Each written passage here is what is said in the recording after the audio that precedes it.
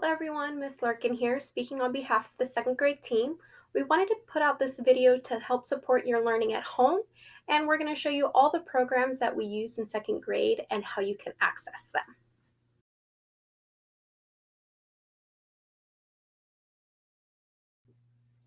Okay, so here's an example schedule. You don't have to do this. It's just an example of how you could set up your student's day.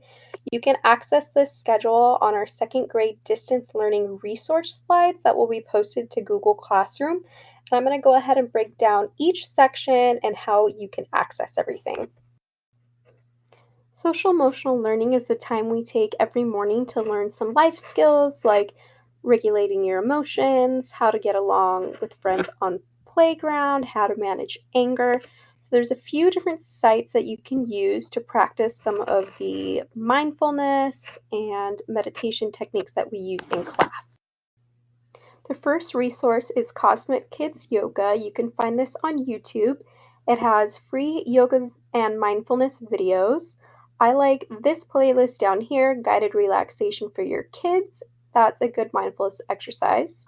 We also have GoNoodle.com. You can make a free account, and these are the channels that have mindfulness videos. So there's Flow, which is some breathing and stretching exercises. We like the Bring It Down balloon one a lot in class. There's also the channel called Think About It. These are really short, quick mindfulness videos that are really fast to pop on and they don't involve any stretching. And the last channel is Empower Tools, and these are going to be a little more high energy yoga videos that you can use. Okay, the last resource that we have for social emotional learning is you can go to Miss McNair's Google Classroom. You can find the code on the second grade distance learning slides, and this is what her page looks like. Okay, now we're moving on to math resources. Hopefully by now you've picked up one of the district workbooks from the school office. The cover should look something like this. There's daily math practice pages in there. The next resource is coloringsquared.com. You can go to this website to find coloring pages for math facts. So you can choose from practicing addition or practicing subtraction. You're going to want to go ahead and pick one of the puzzles. You can print it out and the students solve math facts in order to color a picture. I don't recommend them doing it all at once, just a few squares a day for facts practice. There's a key at the bottom to help you out and instructions on the website.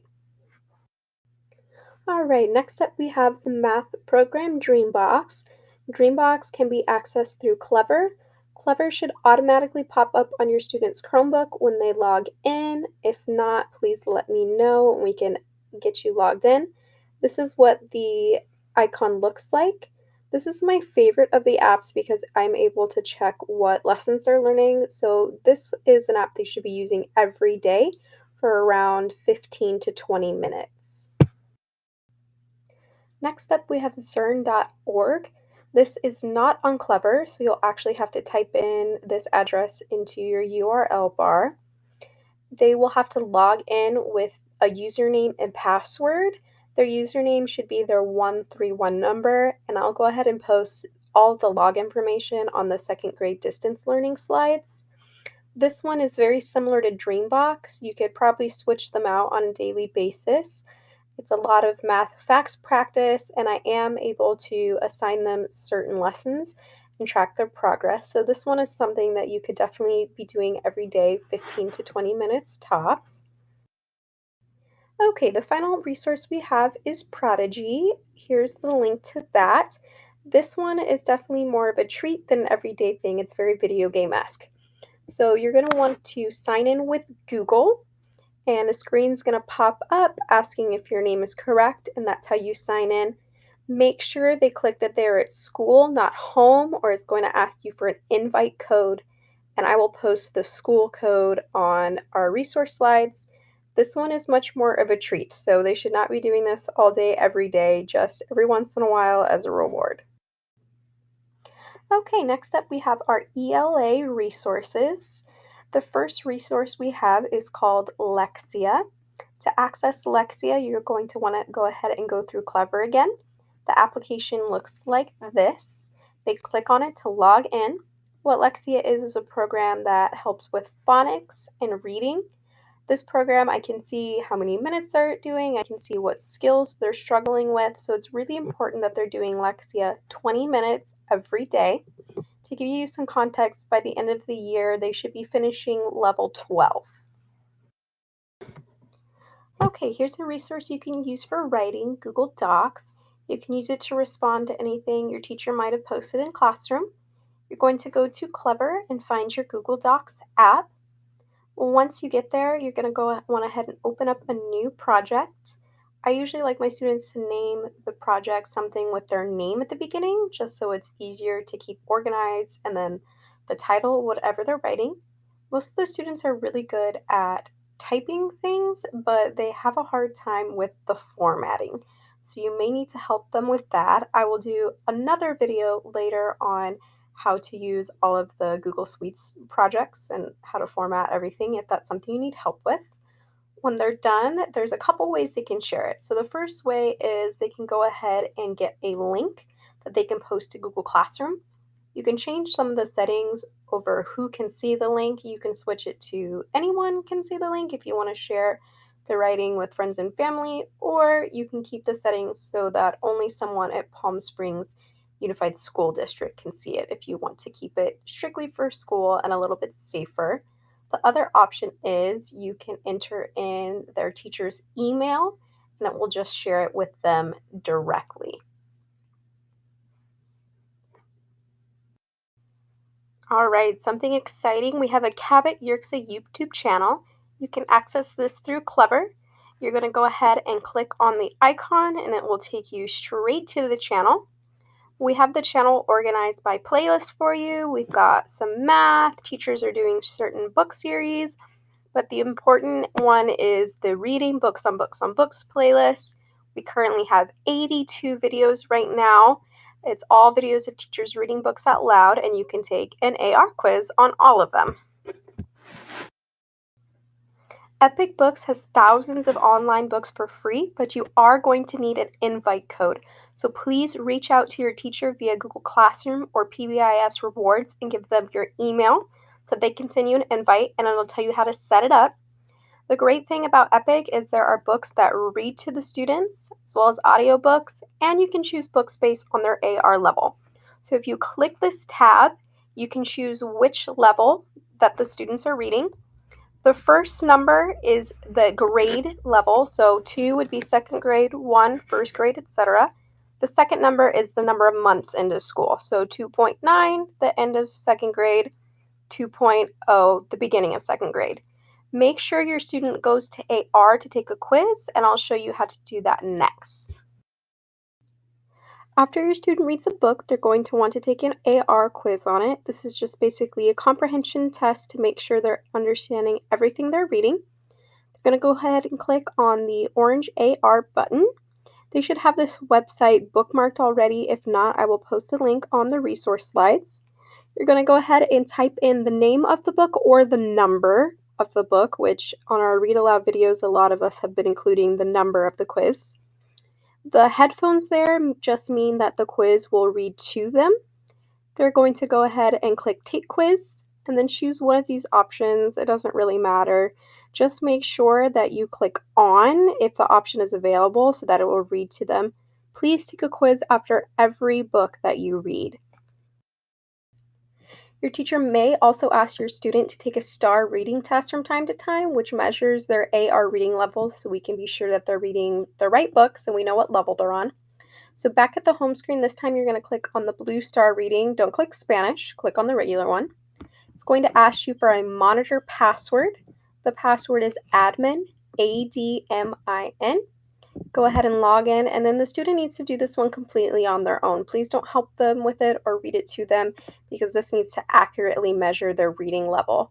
It could take a long time, it could take a short time, depending on where they are at. Science and social studies resources. The first website we have is MrEScience.com. You're just going to go to the website. Not all of the lessons are available, but they do have free resources right now for distance learning. So you're going to click on that link and go ahead and go to second grade. There's mini lessons and full lessons. The mini lessons don't require any materials. They're just a video and discussion question. They're really engaging. They have some bonus content.